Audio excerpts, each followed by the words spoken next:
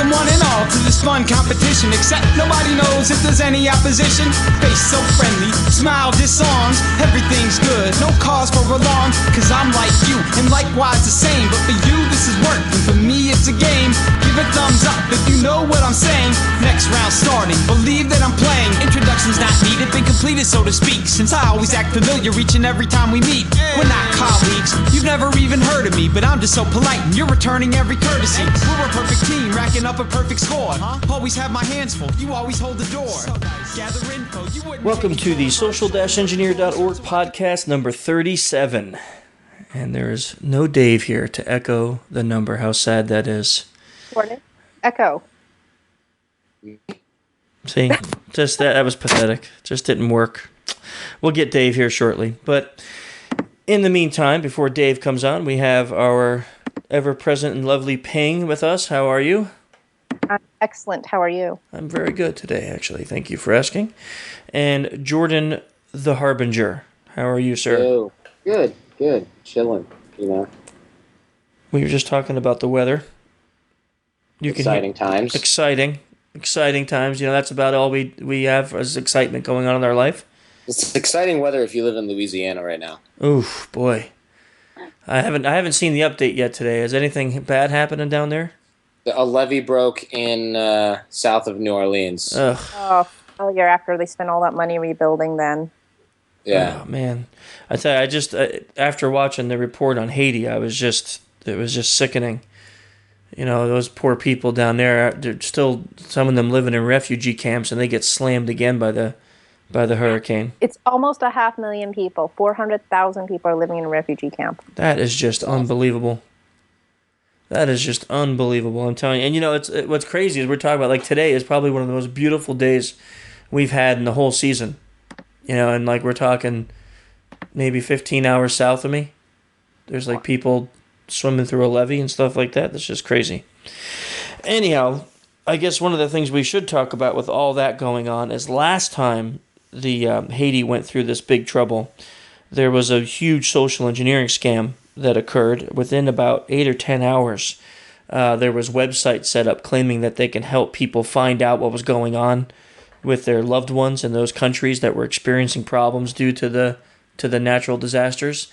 They didn't ask for any money, but they asked for your personal information, and then they would contact you to tell you, you know, what was happening with your loved ones in that area. If you had people visiting or, you know, people who lived there, family members, and they were using that information in very detailed scams to commit identity theft.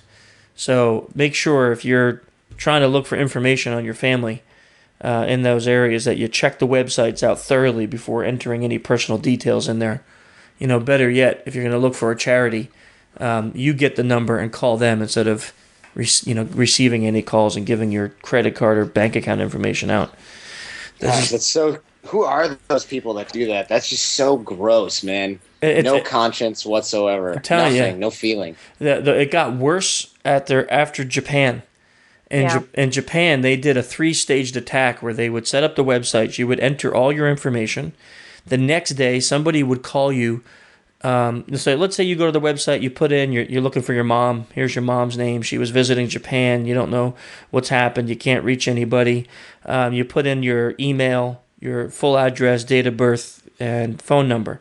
Somebody calls you the next day, and they just happen to be from the Japanese Relief Fund for the tsunami relief. And the woman, they use a woman, you know, it's more pleasing to hear a woman's voice. She's on the phone, and she joined because her mom was in Japan vacationing, and she died. And she didn't know what to do with herself, so she decided to join this relief fund to help other people. And, you know, you feel the emotional pull. She's looking for 25, 30, 40, 50 bucks to help. And because they're brand new, they can't take credit cards. They can only take checking accounts. So you give her your routing number and your checking account number. You give her 50 bucks. Now, with the ABA number, your routing number, you can go online to these free databases and you can find out any information about the bank that they deal with. So let's say you're working with like Chase Bank, you know, over in Main Street. You get that information from the ABA number. Of course, you get a call from some guy. Now they use a guy from the bank. and he's got your bank. He knows your bank. He's calling off from Chase here on Main Street. We got this check that came through on the wire saying you wanted to donate to this fund. We're just doing calls to customers to make sure you wanted to verify those funds get released. Of course, you say yes because you're looking for, you're tied to this person. You want the donation to go through. He says, no problem, sir. I just want to verify your account, so I need your Social Security number, and then I'll verify these funds.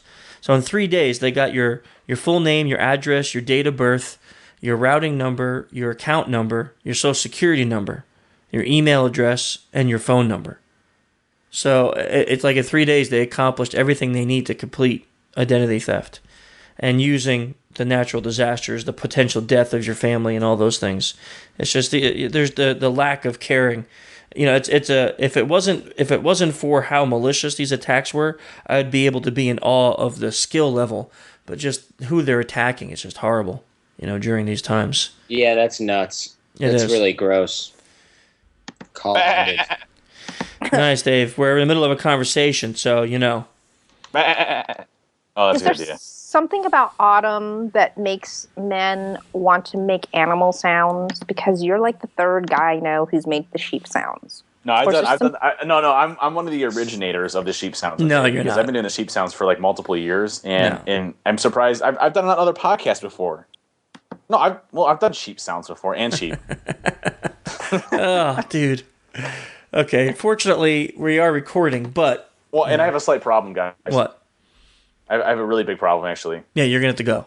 What, your heart? No, you got to go to the hospital? Your heart's failing? No, my heart's fine. No, listen, I don't know why I walked into any of this, but I have to wear headphones because of the sound from the room and all that good stuff. It doesn't sound very good. So unfortunately, I'm not going to be able to play Bruce Hornsby. Oh, that's awesome.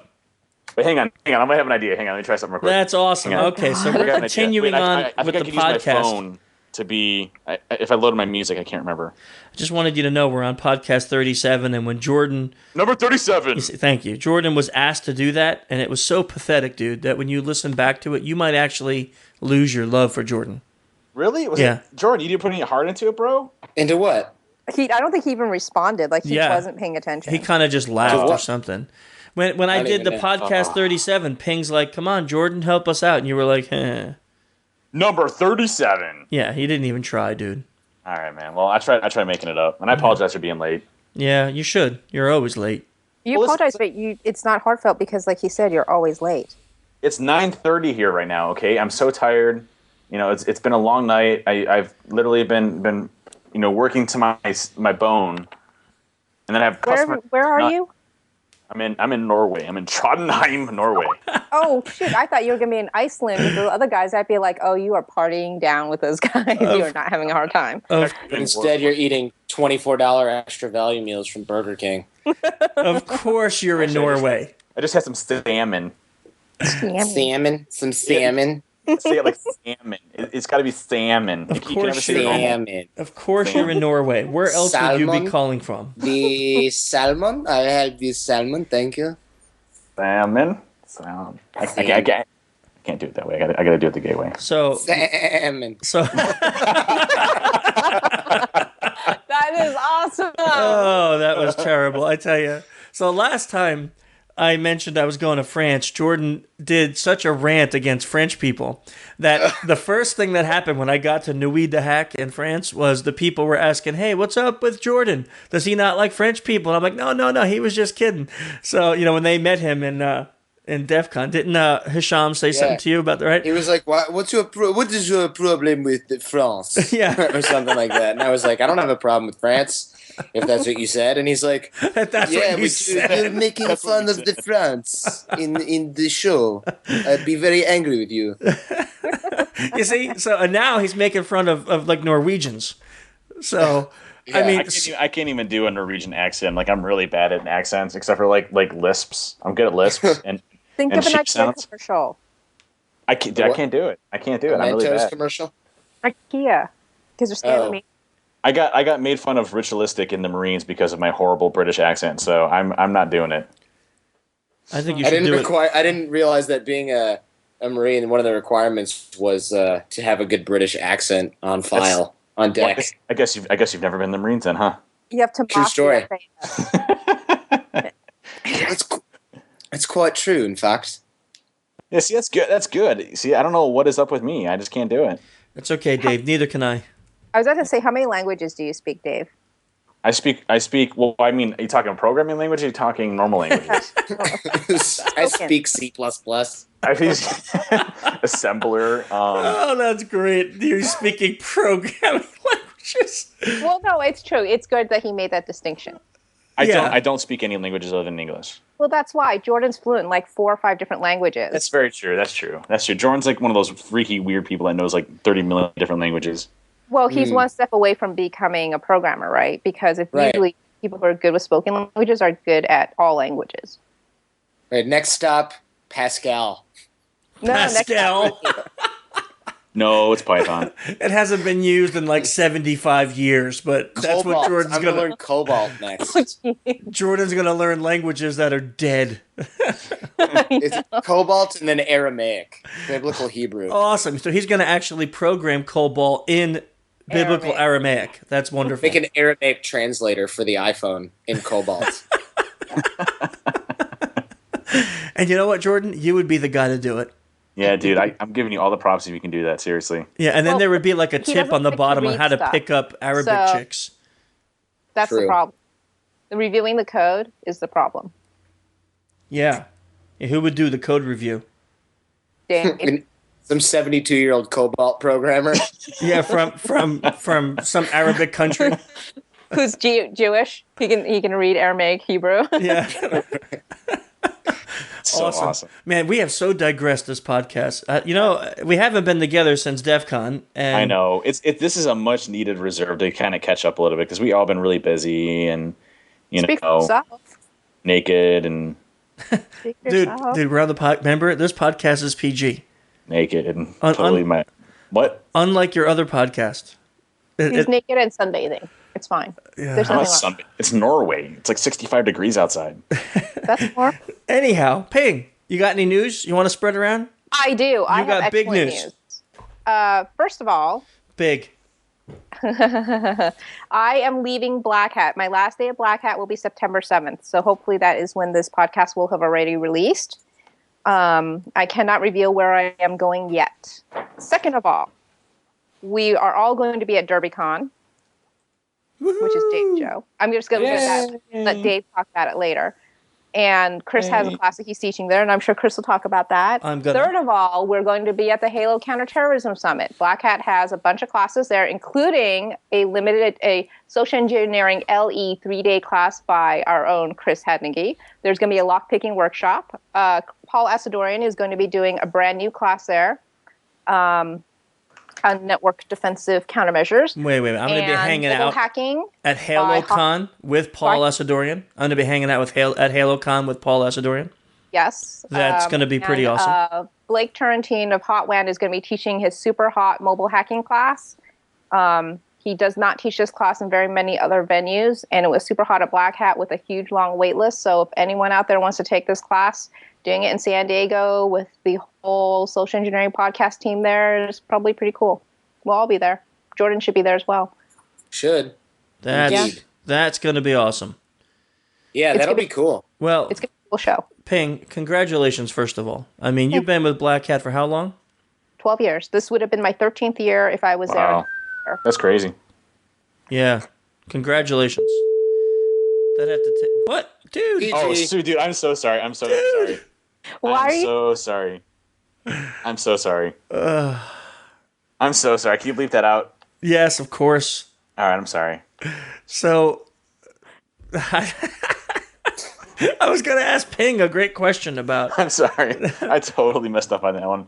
I accidentally deleted all the songs that I was trying to get onto my... Oh, that's awesome. It's not about me. It's about Ping. Sorry. No, that's okay, because that's actually the best news. We could even move away from Ping just because I was hoping to have Hornsby on here by now, and I deleted my whole album. Everything's gone, so it's going to take me like 15 minutes to sync it up. You deleted your Carly Rae single? Your new Carly Rae single? I do have that, by the way. I'm not even lying. Dude. I'm sure. Oh, come on. We were talking about Ping. Ping. You have to cut out the whole Hang on. Then. Hang on. See if I can get this here. I can't cut it out. I can't. It's just too good. Ping, I want to tell you. Oh, man. See, I got that. Dude, again? Again? Dave. 4-letter words from your vocabulary for the next hour. He only knows 4-letter words like I'm sorry. Bah and other curse words. Those are the only four. That's the only words he knows. Sorry about that. Anyhow, Jordan, I hate you, by the way.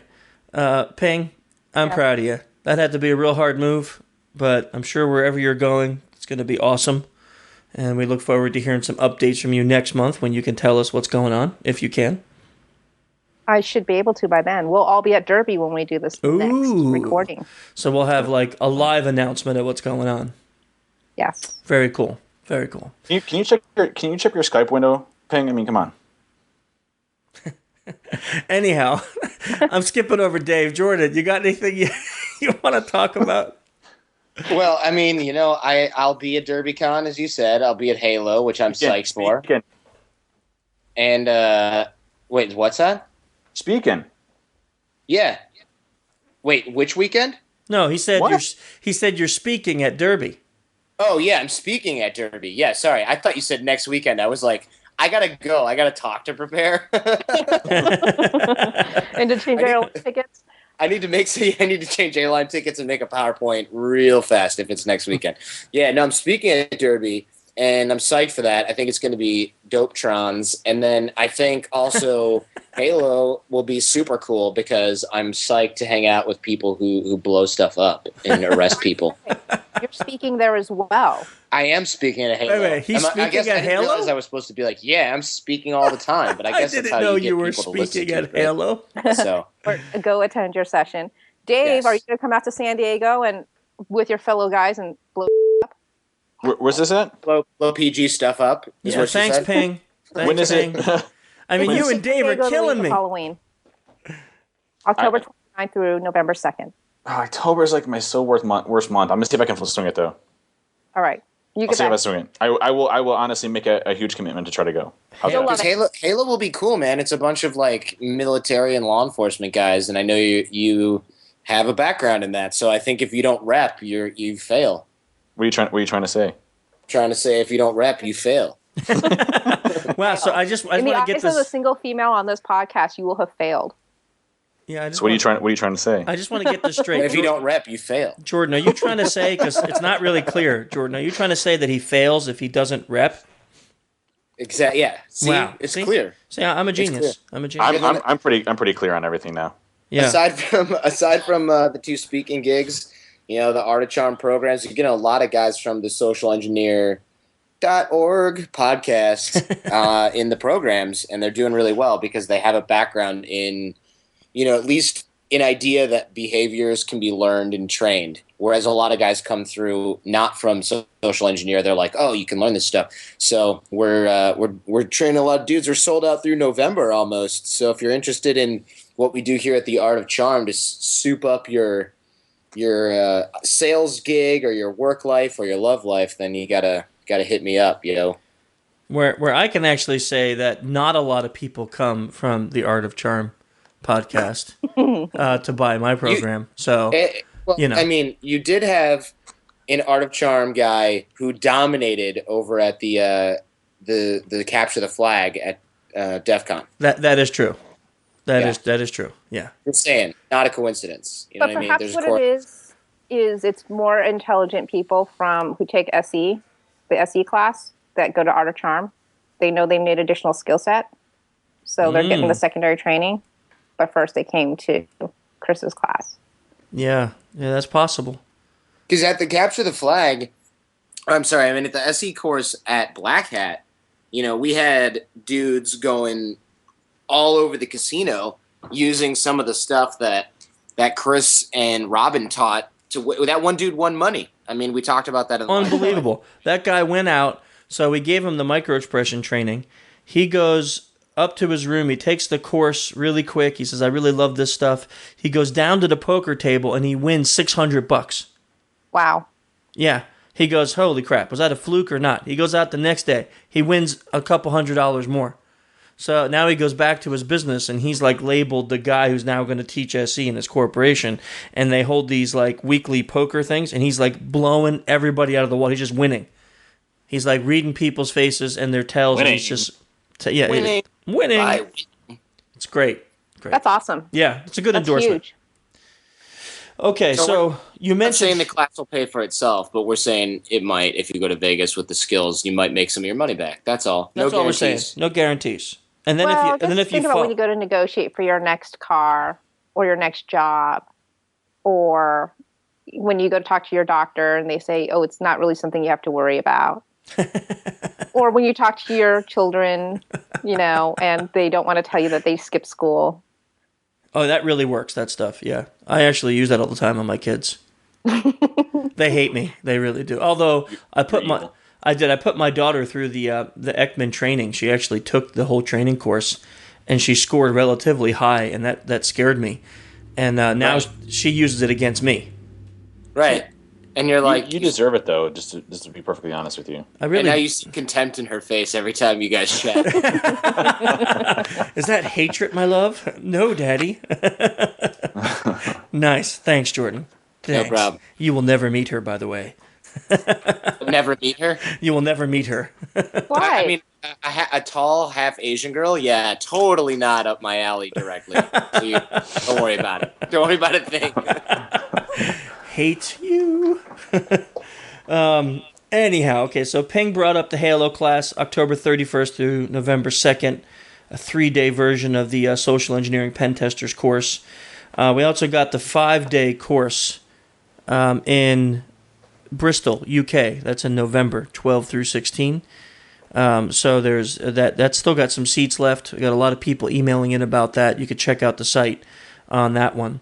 And also we got one in Detroit, Michigan in March. So that's the first 2013 course, March 4 through 8. That's a 5-day course too in Detroit, Michigan that we're trying to see if we're going to hold it out there. We're just taking some interest level right now. So you can go to the site. Thank you. And get more information. But I shouldn't even promote this being that it's Dave that's messing me up today. But what I can say is DerbyCon. So we got a bunch of stuff going on at DerbyCon. We got the course, which is like a day and a half, right, Dave? It's like day and a half. Day and a half. It starts at 8 a.m. on Thursday and runs through Friday. So we got like the social engineering advanced submission module. It's going to be all about rapport and elicitation techniques. We got some more seats there. So if you're interested in that, you could check it out on derbycon.com. Derbycon.com. Or you can just go to social-engineer.com. And you can get information there. Plus, I'm speaking out at DerbyCon. I think the day that the course ends, which is Friday. .com. On nonverbal human hacking, which I'm excited about. And we are doing it live. You're at 7 o'clock p.m. on Friday. 7, yeah. Is that a good time or a bad time? Like, you put me at a time like... That is a very good time. Says who? It's prime time, man, because the conference doesn't start until 1:30, and it rolls until 9 or 10 o'clock at night on Friday. It's a prime time. You are going against Rob Fuller and Chris Gates. Yeah, that can stink. But and Rick Farina and Jack Daniel. Yeah, well, I'll probably have like 3 people in my room. No, you won't, trust me. Hopefully, not at all. Hopefully Ping will come into my room. I'll be there. What time is it going to be at? 7 p.m. It's at 7 p.m. on Friday. So that'll be kind of cool. I'm actually excited about this. The only thing I'm nervous about is people in the channel, in the Social-Engineer IRC channel on freenode.net, have been asking... .net. Thank you. have been asking, what is Dave going to do to you now that you're finally speaking at DerbyCon? It's going to be pretty bad. But anyways, we don't need to get into that right now. Yeah. So that's actually making me a little nervous, because the previous years you've promised some pretty terrible things. So I'm a little nervous about what you're going to do. I would be too. Yeah. Yeah. Okay. He's not going to do anything. Worst would be is if he made sure the mics didn't work and you'd have to yell the entire time, because then you just won't have a voice after the first 15 minutes. Hey, I've done that before. It was at a place called Defcon. Yes, I know. Where did I get that from? Go to a little talk where my whole mic decides to go out on me through the whole talk, and then I have the quietest person co-presenting with me. Rob, you need to talk louder. Okay, I'll talk at my same exact voice I've been talking through the whole time. Okay. So anyhow, we got that going on, the speech and the live podcast, which, from what I understand, your better half, Dave, set us up with a really cool room for the podcast. Yes, we hooked you up. Yeah, she hooked you up, not me. I would have given you something small. Yeah, I know. She gave us like a really cool room for the podcast, so we got to get a bunch of people in there. So we gotta thank Mrs. Relic for that. That's pretty awesome. And we're gonna have a bunch of people in there. We're gonna give some stuff away. We'll be singing .com songs. It will be quite awesome. So on the site, social-engineer.com, you could check out the DerbyCon class, which is a day and a half, the Halo class, which is a 3-day course, the 5-day course in Bristol, UK, and the 5-day course in Michigan. So we'll see what we're going to do about the podcast, something special, but I'm going to talk to the other guys here, and then we'll release it maybe later on the blog or something like that. Okay, so let's see. The other thing that people are asking about we should do before we get our guest on is, excuse me, is the Defcon report from the SECTF. So a lot of people are interested, of course, in seeing what happened out there that weren't able to make it. It was a pretty epic year for us. I mean, the Defcon SECTF really was probably the best year we ever had. And the data is just, there's so much of it that we have to compile that Eric is working tirelessly, literally or not literally, to compile the data, and then we're writing the report. So it should be done, we're hoping, in the next week or so, and then we'll be getting that out there. Okie dokie. Is there noise in the background? No, I think that was Dave making a noise. Oh, yeah, that's good. Yeah, Dave does that. Okay, so let's talk about our guest really quick. His name is Ryan Holland. Wait. What? You didn't let Dave talk about Derby and get the dates. Oh, do we really have to skip me again? This is the second time it's happened in the past 3 podcasts. Well, you know what? I'm thinking because you're always late. Dude. You're always late. I barely remember. I'm not even doing any more .coms. I barely remember that you're here. I mean, you're always late. Whatever, dude. So okay. So anyhow, Dave, tell us about DerbyCon. Stop being such a woman and tell us about DerbyCon. All right. So DerbyCon is September 27th through the 30th. The 27th is the training. The 28th, 29th, and the 30th is the conference itself. You definitely want to go this year because it's only our second year doing it, and we're almost at capacity. So get your tickets as soon as possible because they're probably not going to be there at the doors, our guess. But this year's just been going so awesome. I mean, I got to say that a special hats off to the entire community for stepping it up. I mean, I felt so bad and I don't even want to say rejections because all the talks that we got were just so awesome. We had to say no to people, and we literally created a whole nother track so that we could fit more people in. So we have 4 tracks going on. And we have a whole nother track that we added called Stable Talks just to try to fit as many as we could into the talks. So there's actually 5 consecutive talks going on all the time. Yikes. So it's going to be epic. I think we have 127 speakers total. Woo. Yeah. I can't believe it, man. That's a lot. Is that why your hotel is sold out of hotel rooms? Yeah. Yeah. Because like Ping's got to stay like 75 miles away. That's right. Yeah. It's a 90-minute drive each way. Well, I mean, you should have. Are you serious? Oh man, Jordan, I love you. Floor? That's awesome. Jordan actually fell for that. Jordan, dude, you don't sleep on my floor. You sleep on my bed, bro. Well, no. Can we snuggle-luggle? I'm gonna be with my wife. No bed. You can be on the floor. Actually, I don't. You gotta stay in the closet with the light on. String to the door so that whenever it opens, I get a tug on my toe or something. I'm gonna let you know right now that I have these urges when you were like, "Oh, well, you can help out at the show," and like these visions of me just like taking over the whole show, like running the show. She sure would. How much would that cost? To be perfectly honest with you, I mean, it might be something to even discuss. I mean, getting extremely large, so you never know. I mean, can you imagine like paying Turds DerbyCon into something bigger than Defcon and Black Hat put together? It's like it's called PingCon though. Yeah, it's called PingCon. Well, 127 speakers is about the size. It's almost coming on to the size of Black Hat. Yeah, that's huge. And definitely is the size of DEF CON, depending on, how they do their tracks and stuff. But, yeah, I mean, it's big. Well, the tracks are similar, right? They're like 50 minutes or something like that, 55 minutes? Well, the format isn't a big deal. It's the total number of things you have to deal with. Right. It's huge, man. I mean, and I'll be honest with you, last year felt very easy. This year has been absolutely insane. Like, just so many moving parts. And even though, like, from last year, I automated like 90% of what I had to do. Like whenever I figure out something I'm doing manual, I program it.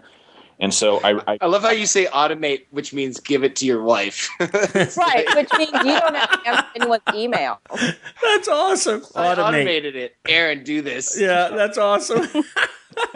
That's messed up, by the way. That's partially true, but it's all the way true, and you know it.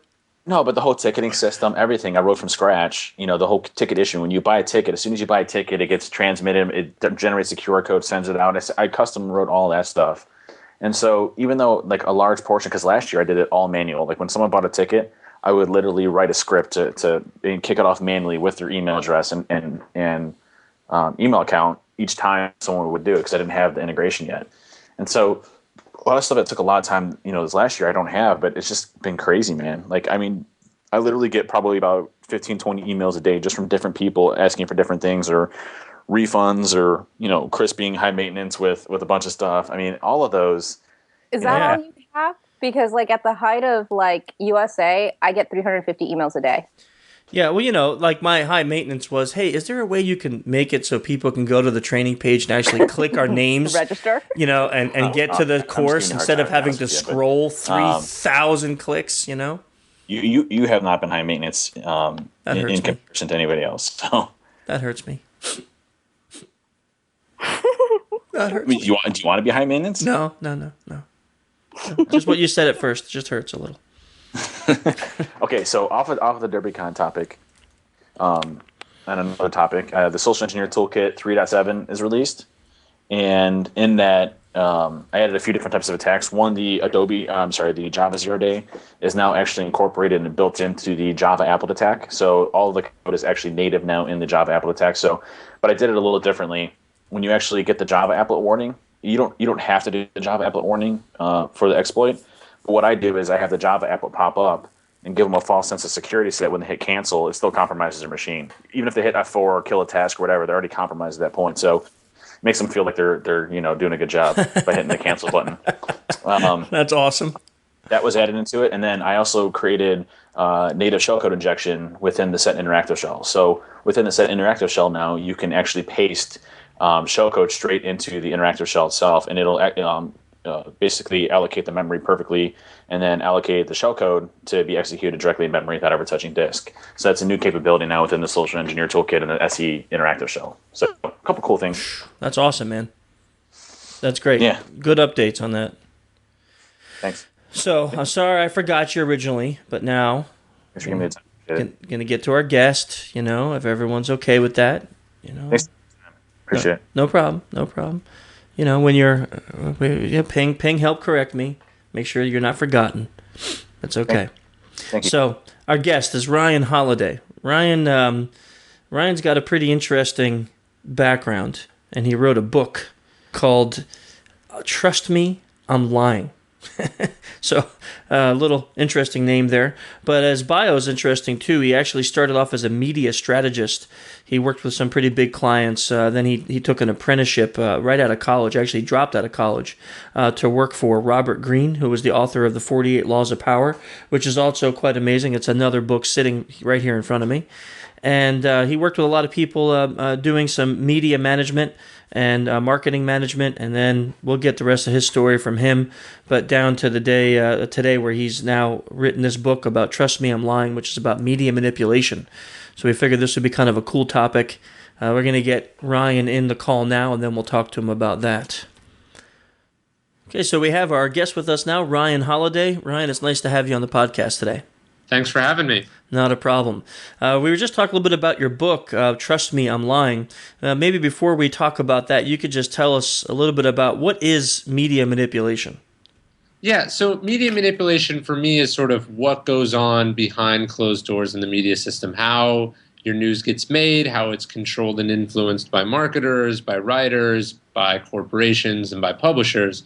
And what I wanted to do in the book was sort of expose how all that works so people can either protect themselves against it, or if you have something you need to promote or something you want attention for, how you can wield that to your advantage. So how did you get involved in media manipulation then? Yeah, so I work for a variety of brands and best-selling authors, and so we were constantly finding ourselves in a position where we were sort of shut out from the traditional media outlets. You know, if you want to get your book reviewed in the New York Times, you sort of have to run in certain circles, and the New York Times heavily edits, everything from the kinds of books that they review to even what appears on the bestseller list. Like the big myth is that the media is somehow a meritocracy, that it's this fair system that promotes good stuff. And as I was working with these clients who I really respected and I thought did cool stuff, we kept finding ourselves shut out. So media manipulation for us was sort of a last resort. It was, how do we get attention, and how can we make the media talk about us? And if we've got nothing to lose, we're not afraid to break rules to get that attention. So, of course, the title of your book is intriguing in the sense that you're saying, trust me, I'm lying. So is this book about the things that you've done as a media manipulator, or are they just, here's what happens and, what you need to be aware of? Yeah, absolutely. I think a lot of people have written books as outsiders about how the media works. They're college professors and they're criticizing how it works, or they're journalists and they're writing about how they see it all work. What I wanted to do was be the first person as an insider who does publicity for some of the biggest people in the media today, how it really works. And I don't spare myself. I'm very honest about what I've done, the stunts, the lies that I've told. And I just wanted the title to be a little bit of a play on the liar's paradox, which is, if someone tells you that they're lying, can you trust them? And so for me, this was about saying all the things that everyone else is afraid to say, because I don't really care about being criticized. I'm in a unique position to talk about this stuff, and that's what I'm doing with the book. So maybe give us an example of one. Like, what's maybe one of the biggest methods that are used for media manipulation that you wrote about? Yeah, so I opened the book with this story of what I did to promote a client's movie of mine, and he writes controversial books that are exclusively for a young male audience. And so what we said was, how can we get more young men to be interested in this product? Well, what if we took all the people who normally try to tell them what to do, and we have them denounce this movie? So we got feminists and conservatives and Christians and all the sort of highbrow outlets that were out there to denounce this movie and to boycott it and to say, don't go see this. Because we knew when that happens, when you tell young men, don't see this thing, it's disgusting, the first thing they go do is see that movie. Yeah. And so we orchestrated a nationwide boycott of this movie that was entirely based on stunts that we orchestrated, from vandalizing billboards to placing deliberately offensive ads to leaking fake gossip to some of the biggest blogs out there. And that culminated with real protests in multiple cities, editorials denouncing the movie, a Facebook group with thousands of fans who were boycotting the movie. It's still some people still talk about this protest. I remember a couple years ago, I was watching an episode of Portlandia. They made a joke about protesting Tucker Max, who's the client. And it was so funny to me because here is a fake protest ultimately entering pop culture in a real way. And that's what media manipulation is capable of doing. You can take something fake and manufactured, get it talked about, get enough chatter going on the internet that it in fact becomes a real thing. Are you allowed to tell us the movie?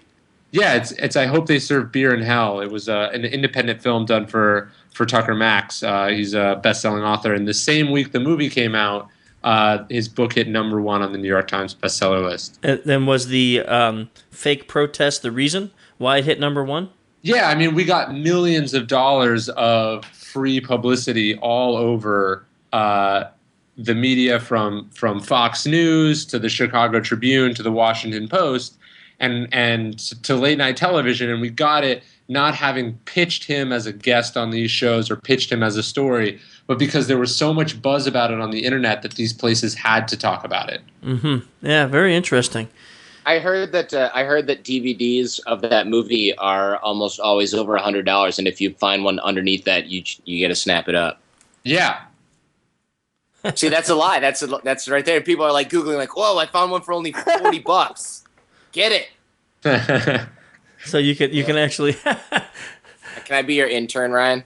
Yeah, of course. I always need interns. I need people to send fake emails for me.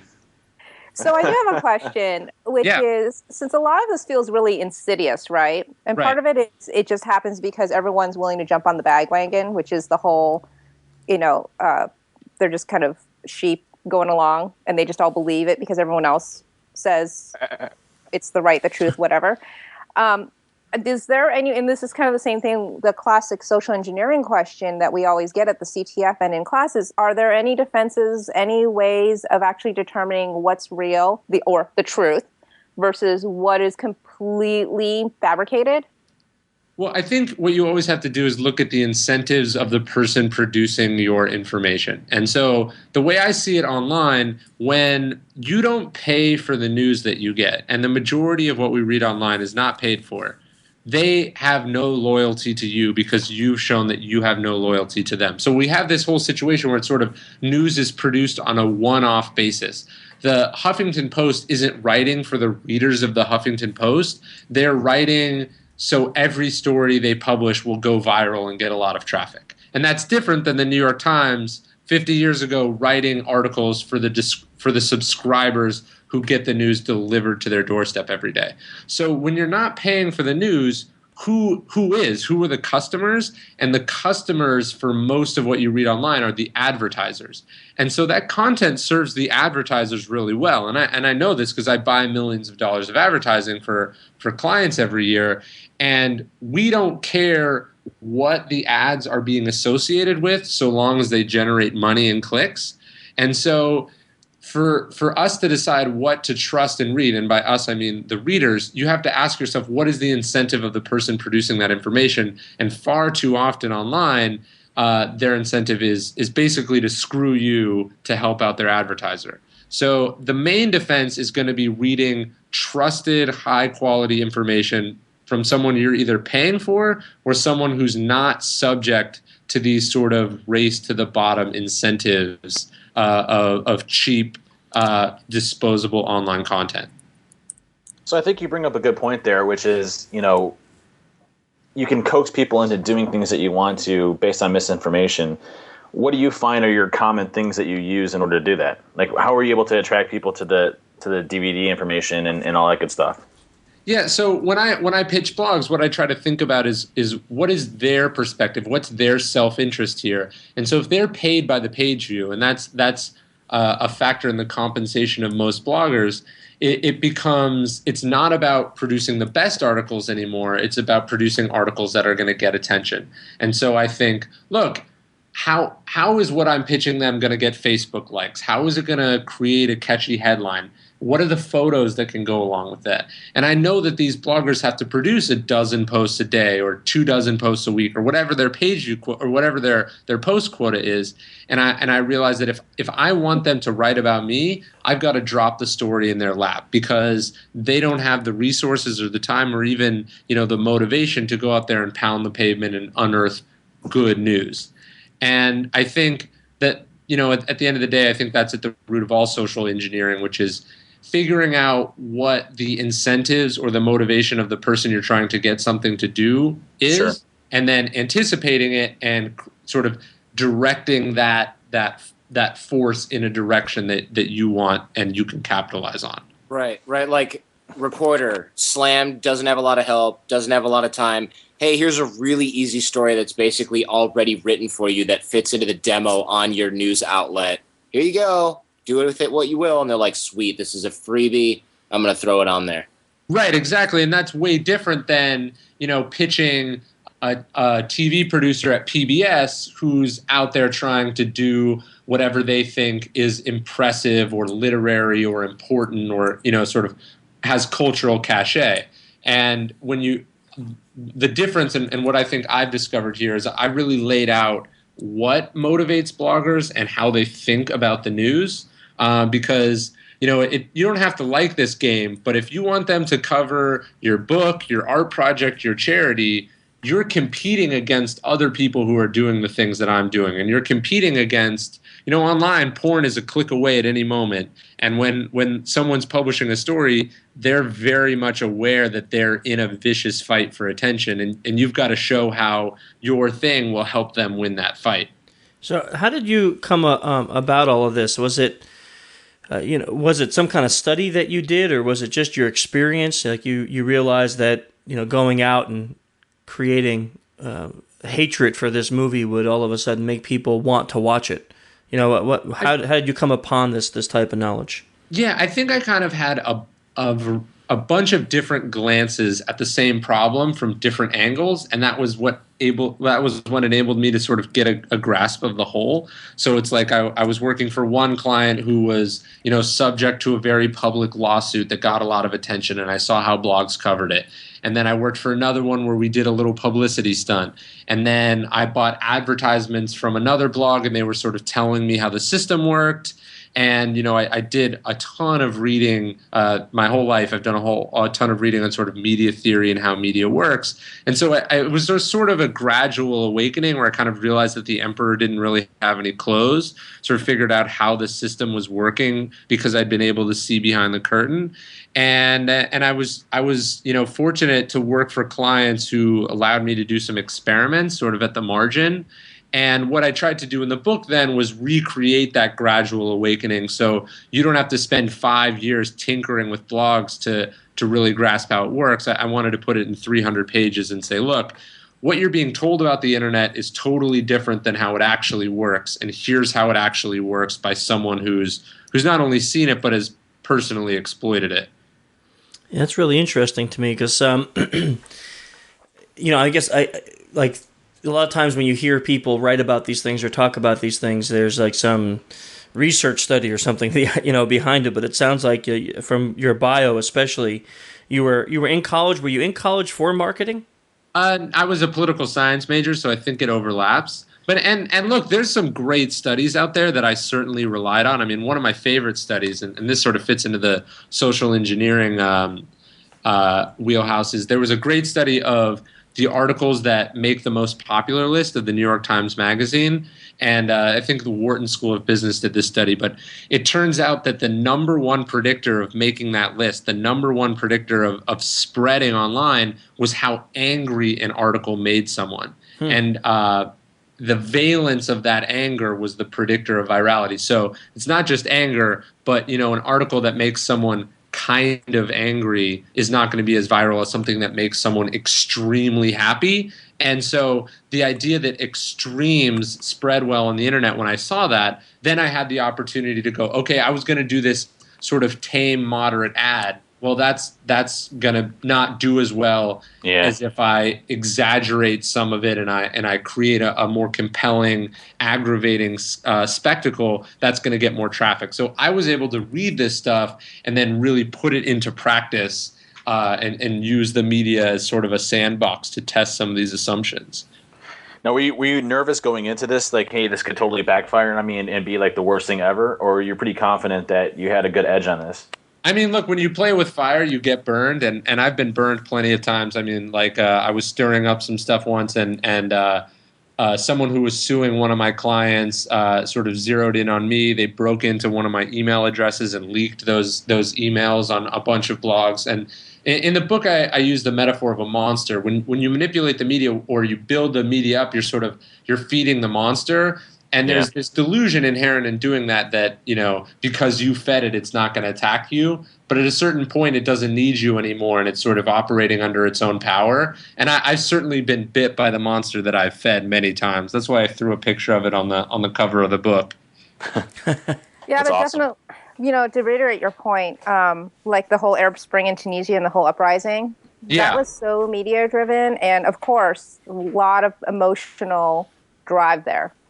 Yeah, absolutely. And I think, look, the internet has, what people don't admit is that the internet has a vested interest in broadcasting how important and significant the media is, because there's people who benefit from that. So you sort of get these cheerleaders who are trying to make the internet seem like it's the bastion of freedom and democracy, and it's bringing, you know, freedom to the Middle East, when I think in reality it's much more celebrity gossip and manufactured political news and manipulation and misdirection. And the same frenzy that we saw with Arab Spring happened to not be interested in the sort of more complicated explanation for what was going on there, and some of the backlash and the consequences of that movement, which we certainly saw with a lot of activists being targeted for being on Twitter and being on social media. But the internet's not really interested in those nuances or consequences. It's just interested in selling you that it's the future of technology and there's no consequences. Now, have you tested these same theories over different cultures, or the things that you talk about, are they mainly work just here in the States? Yeah, so it's really interesting to go back to that study. I was saying that anger is a very viral emotion, and this study, which was primarily in the U.S., it found that sadness is not a viral emotion. And I was giving a talk a couple weeks ago, and someone spoke up in the audience, and I think he was from India. And what he was saying is, he was like, look, everything you're saying is totally true, but what I found is that in India, sadness actually happens to be a very viral emotion, and things like anger or happiness are not viral. And so I think at the end of the day, there's cultural differences, but cross-culturally, the meta-forces that we're talking about here are universal. And those meta-forces are sort of valence, like extremeness, simplicity, the spreadability. That kind of media manipulation goes on in every culture. And I've certainly seen stories, even with my book, which was very controversial when it came out, you know, it crossed over and I got media attention in countries who spoke languages that I have no understanding of. And the reason for that is, look, people are interested in controversy and spectacle, and they get excited about things. And when people exploit those social triggers, the results are explosive no matter what the culture. I mean, that would make sense to me, because if you look at the emotional makeup, especially cross cultures, what makes people sad is different across culture. You know, I think Dr. Paul Ekman, he did a study on this when he was doing his research into microexpressions. He went to Papua New Guinea. You know, they never saw radio, television, or even a newspaper. They don't have bank accounts. So, of course, they're not sad over the loss of monetary things. There was no monetary things. They did, their whole culture was based on different. So the reasons for sadness, or the level of sadness, depending on your belief structure, would be different. So I can understand your statement of how sadness wouldn't make something viral, whereas anger is such a, it seems like people can join together over anger quicker than they can over happiness. Which is one of the things I talk about later in the book is this idea of a degradation ceremony, which I think is this interesting sociological concept that goes, you know, back to the tribal days, which is sort of what happens when we feel like someone has grown too big or no longer part of the group. How do we as a group sort of get into that mob mentality and tear them down or cashier them or make them like other them, as they say? And I quote William Hazlitt, who wrote this essay in the 1800s about the sort of the wild beast resuming its sway within us. It's a great essay called On the Pleasures of Hating. And I think that's a cross-cultural thing is you know, we love to build people up and then tear them down. And that was true during the Salem witch trials. It was true during, you know, the tribal days. It's true today, and it's true on websites in the United States, and it's true on websites in Russia. We like to at first we get excited about new things, and then we get bored, and then we need a new thing, and it's often very convenient to tear someone down or attack them, particularly anonymously from the comfort of our computer. Yeah, that's the internet, of course, has probably enabled that that kind of actions or even the attitudes and feelings a lot more because it's so easy, you know.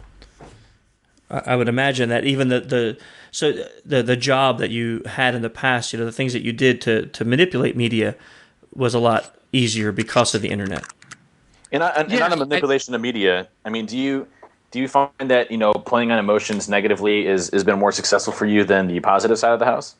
Look, what I tell my clients is getting positive press is always better than getting negative press. People come to me and they're like, hey, I've seen the controversies that you've done. I did one where I tried to donate $500,000 to Planned Parenthood for a controversial client, knowing that they would probably reject that donation, and we got a ton of publicity out of it. And they're like, hey, I saw what you did with Planned Parenthood. I want to do that for my yoga studio. And it's like, no, you've got this great yoga studio. Your clients are not going to want to do more yoga with you because you were in the media for a publicity stunt. It's always better to get positive press. But sometimes when you're sort of your back's against the wall or you're shut out from the system, you've got to create a spectacle. You've got to create the news to be part of the news. And it's a lot easier to create negative news than positive news.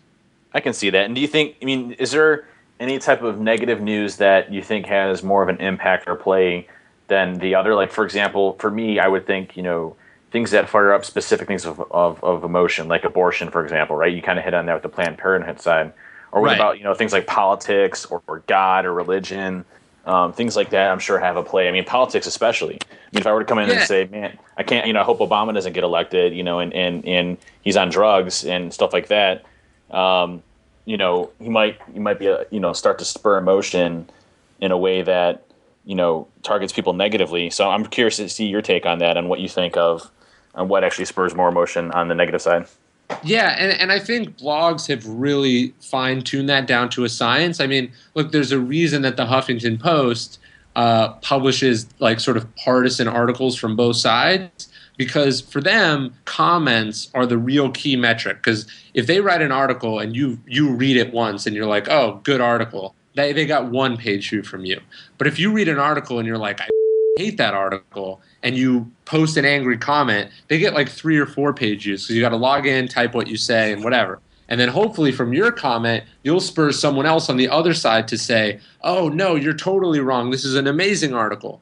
And when you see, when you log into an article and you see this article did 500 comments, or one of my favorite articles is one on the Huffington Post that did 90,000 comments. Wow. It's clear that they're deliberately riling people up because they get millions of dollars for doing that. And I think the Huffington Post has 4 or 5 million comments a month. And to me, that's a sign that they are deliberately writing articles that don't answer, that pose more questions than they answer, because they want you to answer in the comments rather than giving you any authoritative, reliable information.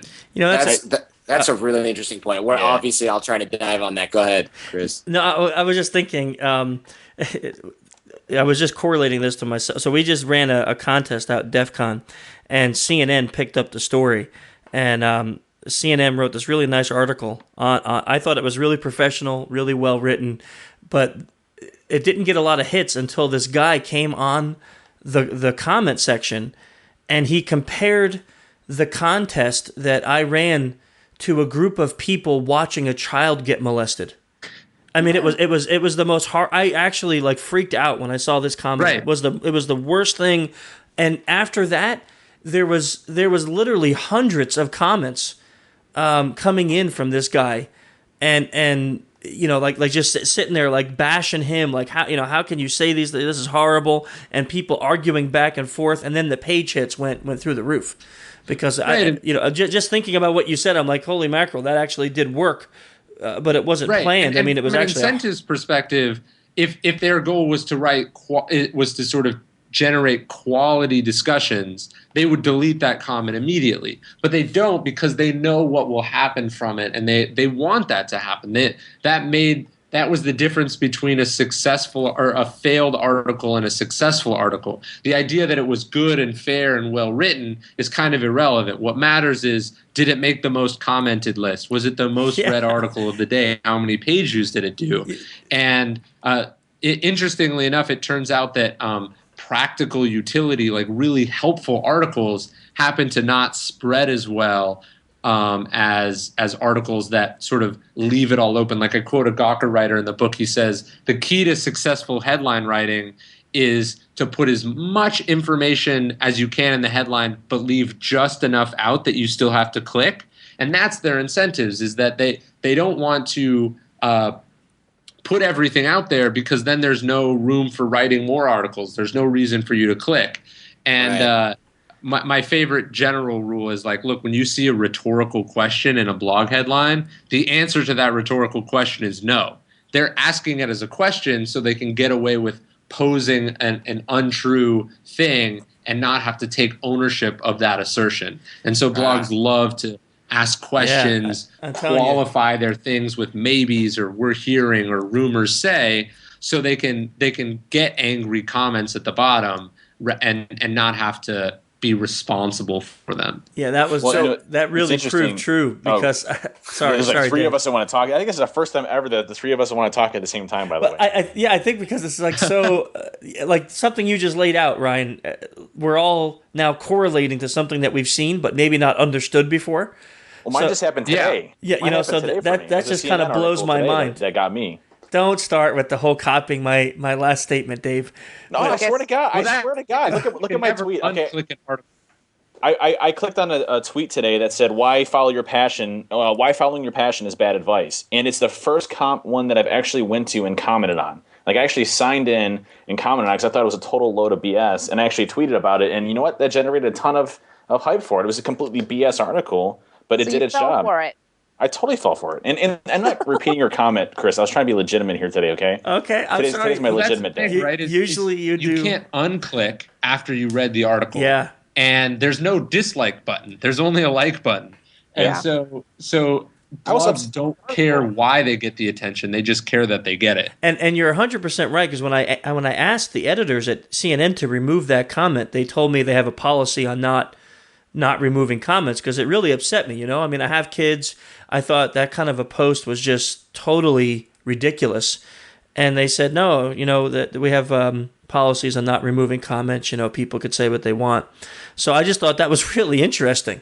You know, what you just said. That's crazy. For all I know, that was a plant. You know, because someone hired to go in there, because then the article for like 3 days straight stayed at the top of, you know, that little box they have, like most read articles, and you go and it has like a little thing that shows you where everyone's clicking. I was like in the top 3. That article was like in the top 3 for 3 days, which is huge to be on CNN Money for that long. You know, it's just, so I mean, just hearing what you said, I'm like, wow, I never really correlated those two things together. You know, my focus was, wow, this article was very well written, very professional, very nice, but probably the reason I got all the hits was those comments. Oh, yeah, definitely. And go ahead. Go ahead. No, you're the guest. Go for it, bro.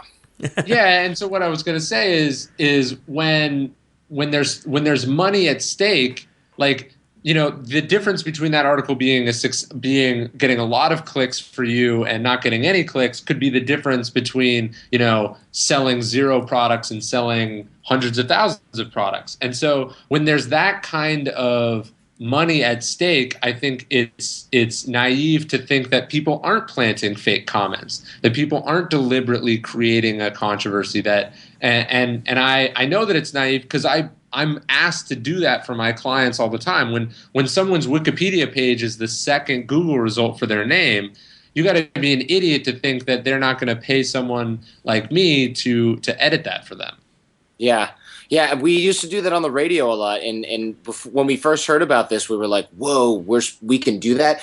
We you know, on satellite radio, it's like on some topics where you didn't have that many callers or where people were afraid to touch it, we'd have a friend call in, or we would even pre-record it, knowing that it might be a slow start, and we would have something where it's like, I mean, this is a terrible example that we would never have, but I just want to make Chris angry. If it was like a racially sensitive topic or something, we'd have somebody call in and be like, I don't like Mexicans or Chinese people. So that you have like 500 people calling and be like, that guy's an idiot. I can't believe it. I can't believe he just said that. You want that kind of stuff. And you know that no one's going to call in and be the first person to actually say that. Plus, nobody like that actually listens to your show, right? So you want to put that in there. And what my question is for you is, when you are looking at getting publicity for these types of things, how do you brainstorm? How do you start off thinking, all right, I want to plan this out? Because if we were going to use it for this show, for example, I mean, what do we do? Just say Obama, Todd Aiken, and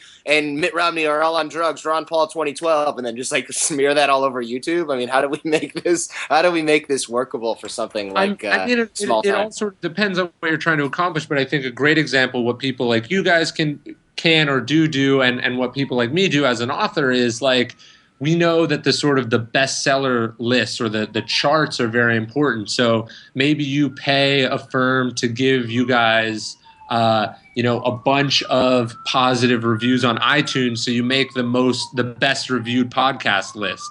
Or, you can buy fake YouTube views, so then your post gets your videos do more views, they look more impressive, and then you make the most popular list. Or there was a great article in the New York Times and then some follow-ups online about people paying for Amazon reviews. And they think something like 30% of all Amazon reviews are fake. And that probably seems crazy to people, but it makes total sense. When Amazon reviews are the metric that people use to make purchases, and they're just sort of laying there as this low-hanging fruit, who's not going to pick it? Who's not going to pay 50 cents to someone in India to write a positive review? Who's not going to edit their Wikipedia page? Because these things are sort of the influencers of the influencers. And you can start the snowball effect artificially, and then it takes on its own power, and then here you are popular. Like, thumbnail cheating is one of my favorite examples of YouTube manipulation, where people embed a single frame of a hot girl in a bikini so that the YouTube video looks like it's got a hot girl in it, because they know that if it makes you click, maybe you'll stick around.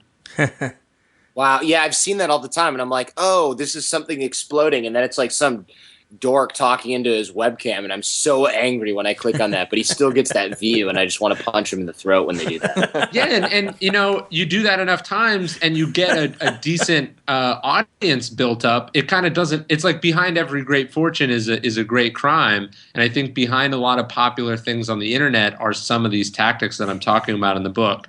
Right. Well, I mean, we won't ask you if any of your Amazon reviews are fake, because I'm sure they're all real. But it's interesting that you have that statistic. I'm laughing because he just got done saying how anger is the great emotion to get people to click and view, and here's Jordan talking about how he wants to like throat this guy, like just because he clicked on a video and the guy's like didn't represent himself properly. Right. And I'm like, man, everything that Ryan is saying is like proven 100% true in just the 30 minutes we've been talking. Don't show me part of a boob on YouTube and then not follow through. Wham! Throat punch. Yeah, and so sometimes crazy people are like accidentally successful online, or they're successful online because they're crazy. Because nothing, like, why do birthers get so much traction on the internet? Well, I think a big part of it is because they're so insistent on this thing beyond any sort of reason or whatever that it gets chatter and chatter and chatter, and it pisses off both sides of the political spectrum, and now everyone's talking about it, and because everyone's talking about it, it becomes real. Or someone's a repeat oversharer about private, embarrassing personal details about their life on Twitter, and they get 1 million followers because of it. They're like unintentionally exploiting what makes things spread on the internet because they're a kook, and that happens a lot in my experience. So, do you still do this for a living? So I advise a variety of clients on a variety of things.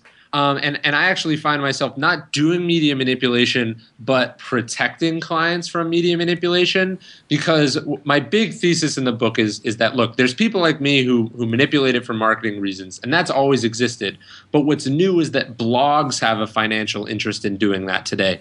Blogs don't care what they publish. Blogs have to make up news to get money and traffic. And so I help protect clients from that kind of stuff. And so I guess I do manipulate the media, but I almost do it defensively more than I do it offensively these days. That's interesting. It sounded so mafia, by the way, Ryan. I advise a variety of people on a variety of things. Okay, all right, man. How do you do that defensively? That's my next question too. Yeah. So it's like, let's say a blog writes a story about you that's totally untrue. Well, the old days would be like, hey, you call up their editor and you say, we want a retraction. And the editor would be obligated to post it because, they care about their brand and their long-term relationship with you. Well, if this is a blogger who's just writing random posts and, they may or may not be crazy, and writing a wrong post gets more traffic than writing a right post, you don't really have a recourse. So I think defensively, it's like, okay, they publish this untrue story. Now we've got to get a different narrative out there that's more exciting and more interesting. Or we've got to dominate the comments section to make sure that that some readers are seeing that the story's a little bit more complicated. Or if a troll is editing your Wikipedia page and saying and presenting information in an unfair or biased way, I guess you could sit back and just take it, or you can know the rules of that community and protect yourself against them. Interesting. Are you robbing a bank right now during the show? Where are you? There's so many sirens. I'm in Houston because I had to evacuate for the hurricane, so I'm sitting in a hotel, and I think we're next to a hospital. Yeah, I'm like, dang, dude, you live in a rough town right now. Yeah, it's crazy.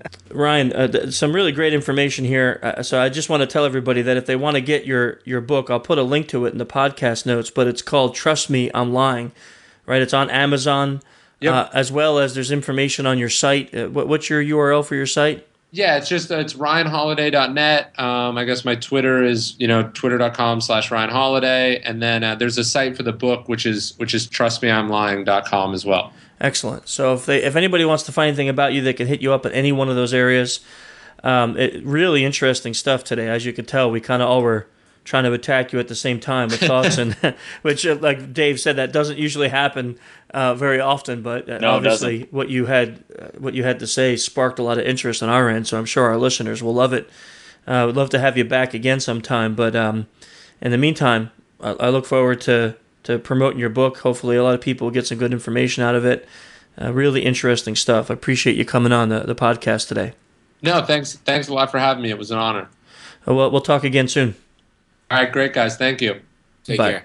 Thank you. Thanks, Ryan. Our media was so manipulated right there by his interestingness. Oh man, I'm telling you. Let's actually do the wrap up. We can include that. Okay.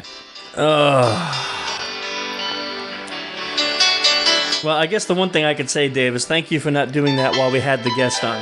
I still wanted Tupac. Anyhow, can I hang up on Dave? I can't actually hang up on Dave. I can actually I can actually mute him, I think. Yeah. I can remove him. Yeah. All right. Let me try that. Oh. Yeah, That sounded like a tape. Yeah, it probably is knowing Dave. He probably carries around like an 8-track. Oh god. Anyhow. Wait for it. No, that was probably one of the most interesting podcasts we had in a while. I mean, well, we had the Defcon one, which was really cool. It was live, but he was a great guest. Waiting for the welfare down, 'cause he can't find a job. It is odd for us to all have to jump in or want to jump in on comments. That definitely doesn't happen too often when it comes to our podcast, but I thought that was really fascinating, especially when he started talking about the comments. That was just one example I had, but I could think of so many other times that maybe I've been interviewed somewhere and the page blew up after somebody started commenting about I don't know, just something negative, either the contest or the book. I had a guy once actually accuse me. That was me, by the way. No, it wasn't. It wasn't, because you actually stuck up for me. You remember when that loser accused me of doing false reviews on Amazon? Oh yeah, right. Douche. And then you like everybody I was training with Maddie, and you're like, no, only 30% of them are fake. Yeah. I have stats. Actually, I didn't say anything because I was in a class and I didn't hear about it until afterwards. And then a bunch of people are like, "Dude, you know what's going on?" And I like, no clue. And everybody in the community that had posted a review basically stood up for me and was like, "Nah, we're real. You know, we support this. We're the ones who posted." At the time, I might have only had like 15 or 20 or so like that, but they just slapped him around. I didn't have to say anything. I literally didn't have to respond once because everyone did it for me. But the point being is, after that, my book sales did jump up. Nice. People. Awesome. Yeah. People saw the whole discussion back and forth, and then live people like jumping on Twitter and saying, "No, man, I'm the one who left that review, and this is my ID, and this and that," and it actually increased sales. Not ever realizing that, just correlating what Ryan had to say with actual real life. That's kind of cool. I just want to point out that he accepted my Facebook friend request during the middle of the podcast. Yeah, so that would be why maybe at one point we couldn't get him to focus and answer a question, was because Jordan was too busy Facebook friending him. He was bromancing. I'm pretty sure it was when we were talking bad about Obama, but that was just me. Well, we never. 12. You guys realize that I can edit both of you out completely, right? I mean, the podcast may be like 25 or 30 minutes, but it'd be pinging me and it'd be really interesting. I mean, I think it's just we did that in such a ridiculous fashion. I don't think anybody can read into that. You know what I think, Ping? What are you concerned with, Chris? They're not going to let you not go to the Pentagon based on your political beliefs. No. I'm not. Or based on the fact that some idiot on your show, that would be me. So, no, I'm not concerned about the Pentagon. That was a joke. I am going to the Pentagon, but I'm not concerned about that. Since the inception of the SE Org podcast, we have avoided topics that can offend people, like politics or religion. This whole talk was about how you offend people to drive emotion. We had to talk about stuff like that. You know how you get, Dave. Well, wait. Did you have just repeat what you just said? You had a podcast that people found offensive? No. I said the podcast itself was, the topic was very much about using negative context in order to drive emotion and ultimately drive sales. And so, we use different ways of spurring emotion during the podcast. And that was, making jokes, obviously. I mean, well, mine pretty much weren't, but making jokes specifically around politics to spur emotion. I mean, it was very much part of the discussion itself. And, by the way. So, wait, but Chris, I thought you said there was a podcast that was very offensive. No. People said was offensive? Did I mishear that? You did. What I said it's from the beginning of starting our podcast, we avoided we avoided topics that would be offensive. And especially when I first started, it was Dave and Jim and Maddie and I, and we all come from different backgrounds and cultures, and we didn't want to get into topics of. I still remember you being extremely nervous the first time. Oh yeah. I mean, you mean the first couple podcasts? I remember I had to record like the introduction to the first podcast like 8 times. I couldn't even get it right. It was horrible. Yeah, I was nervous. I mean, listen, this is not something that I planned. This wasn't my 5-year plan. Write a book, have a podcast, all this kind of stuff. This stuff just happened. I'm not complaining, but it wasn't like I had some 5-year plan that in 5 years I'm going to be running this site that everyone's going to be reading about SE. This just happened. This kind of stuff, I fell on it. So. Yeah, so Jordan needs to go, so we got to wrap the rest of this up because I guess Jordan's integral to the success of the podcast for some unknown reason. We can't talk without Jordan here. We do it without Dave all the time. I don't really understand the difference. Now, after this podcast, between Dave and Jordan, they seem like the same to me. Romancing. Yeah, I'll be the first to admit that. I think Jordan's a really cool dude, man. I'm not saying Jordan's not cool. Yeah, he's sleeping on your floor, apparently. What's that? He's sleeping on your floor in your bedroom. Hey, he's more than welcome to, man. If you really liked him, dude. Hey, him and I bonded at Black Hat Defcon. We had a good friendship. I know, Cheesecake Factory. Yeah, that's right. Like 3 times. If you really cared for Jordan, you would let him have the bed and you would take the floor. Yeah, I'll do that. That's fine. Ron Paul 2012. Ron Paul 2012. Dude, hey, Jordan, listen, we're gonna make a pact that every single podcast now is Ron Paul 2012. Even like 10 years from now, we got to do at least one Paul 2012. There's gonna definitely be a lot of cutting on my part of these podcasts. So then we got to do Ron Paul 2012 about 50 times. Anyhow, great guest. Thanks, guys, for. I don't even know what I'm thanking you for. Thank you, Peng. Peng, you were great today. I don't understand why we're being shunned on this. Just because, Dave. Just because I can. It's his podcast. Yeah, Peng says it right. It's all about me. Didn't you read Robin's book? It's all about me. It hurts. Yeah. So what are we promoting at the end? Is there anything else we got to promote? We gotta talk. Well, we talked about DerbyCon. You gave us the whole lowdown there. I gotta give a shout out to Spy Associates. Dude, I love those people. Those guys are one of our sponsors. Dude, listen, I actually ordered some of their equipment for a gig that I had, and I got to say it worked unbelievable.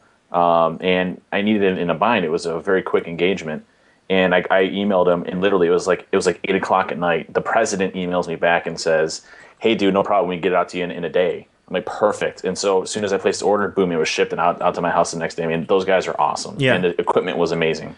Yeah, they got top quality stuff. Actually, they deal with a lot of law enforcement, so they can't sell like the cheap knockoffs that you get on other sites. They have to sell the real deal. So, yeah, I've always had success with their stuff. They're great. So you can check them out, spyassociates.com. They always send us cool stuff to check out. Of course, Dual Core. Can't say much more about Dual Core. That guy. The new album is out. Came out yesterday. Oh, really? So you got to download that. That thing's. You can check them out. DualCoreMusic.com. I'll be honest. It's probably his best one yet. It can't be any better than the song for the SE Org podcast. Yep, it is.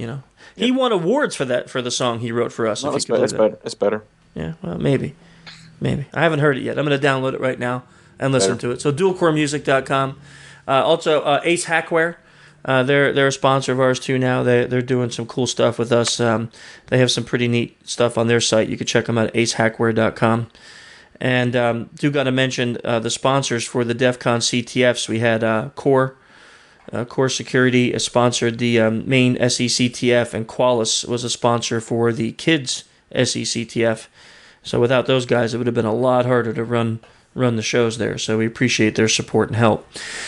Of course, with us, you can check us out on social-engineer.org. You can check out our courses and classes on social-engineer.com. On Twitter, we're on the Freenode Network, on social-engineer channel.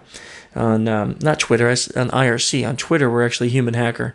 So you can figure it out, I'm sure.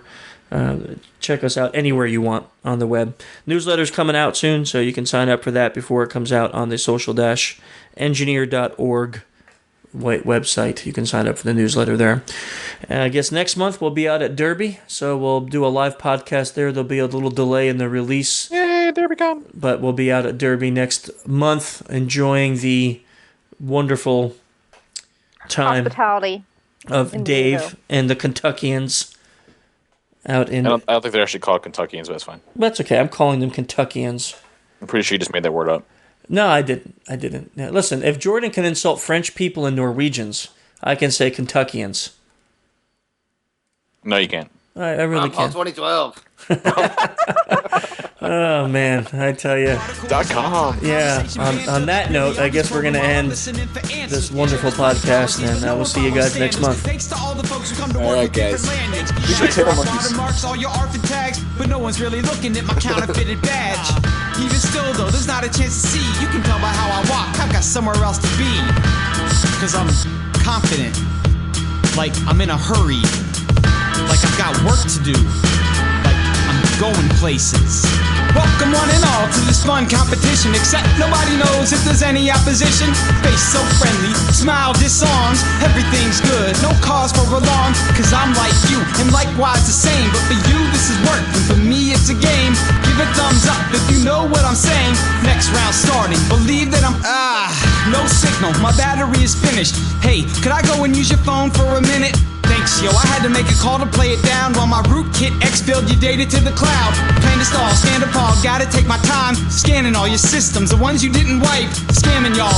I got terabytes of drives, cannonball in the dumpster when I dive. Black and white, all the info with the details, and what type of person really prints out emails. Still intact, all the sentences and questions. I mean, paper shredders really aren't that expensive. Yep, we want it all, the kit and caboodle. It's not that impressive, I just know how to Google. Found the CEO with the social network name, sir. Nope, it's dual core, we're just leveraging the framework. Welcome one and all to this fun competition, except nobody knows if there's any opposition. Face so friendly, smile disarms, everything's good, no cause for alarm. Cause I'm like you, and likewise the same. But for you this is work, and for me it's a game. Give a thumbs up if you know what I'm saying. Next round starting, believe that I'm playing. Welcome one and all to this fun competition, except nobody knows if there's any opposition. Face so friendly, smile disarms, everything's good, no cause for alarm. Cause I'm like you, and likewise the same. But for you this is work, and for me it's a game. Give a thumbs up if you know what I'm saying. If you know what I'm saying.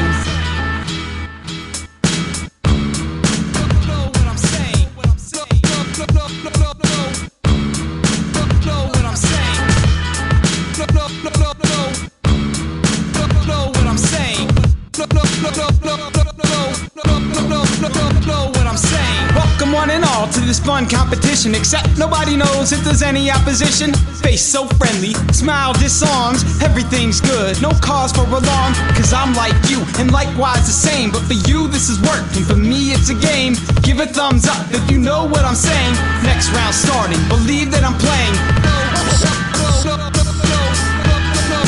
Know what I'm saying. Know what I'm saying.